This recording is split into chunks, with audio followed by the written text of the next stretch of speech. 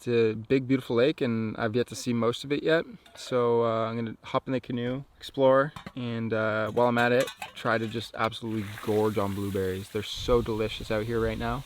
They're like little candies of the Canadian woods, and every bite I get of them just brings a little bit of happiness to me.